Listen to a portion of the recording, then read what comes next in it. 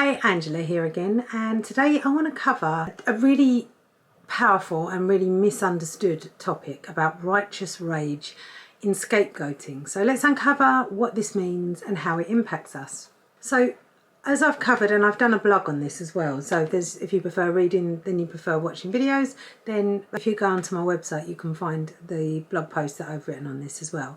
So scapegoating is when a person or a group is unfairly blamed for problems or misfortunes that aren't necessarily their fault, and it's a common dynamic in families and workplaces, and what drives this behaviour. So often it's fueled by what we call righteous rage. So it's the intense righteous rage is the intense anger people feel when they believe they're standing up for a just cause. So while this can sometimes lead to positive change, it can also be misdirected, turning individuals into scapegoats as well. So in scapegoating, one person or a group becomes the target for this anger. So the scapegoaters just feel justified in their actions, believing they're punishing someone who deserves it.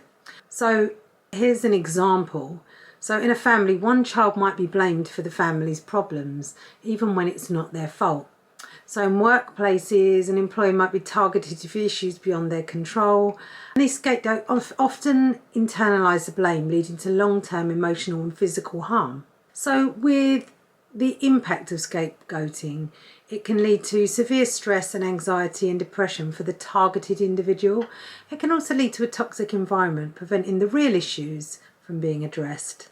So the family or the community becomes stuck in a cycle of blame and anger rather than seeking constructive solutions. So they'll just blame the one person rather than actually looking at the whole sickness of the herd, shall we say. So how can we break this cycle of scapegoating? So breaking this cycle involves recognising and addressing the underlying issues that fuel this righteous rage. So it might include the unresolved trauma, fear or insecurity that is felt within this family. So there may have been things, and I did a video on this yesterday about the generational trauma that's passed down. So there's no excuse for this kind of behaviour, but there is a rationalisation that these people may make because they have experienced some kind of trauma along the way that has made them behave like this and made them choose a certain person as a scapegoat within that family. So it would be beneficial for these people, although very unlikely in my experience, for them to get help in the first place and for them to basically look into themselves and accept some of the responsibility, if not all of the responsibility for their actions and their projection of their anger onto the specific scapegoat person. So it's important to remember that no one deserves to be a scapegoat.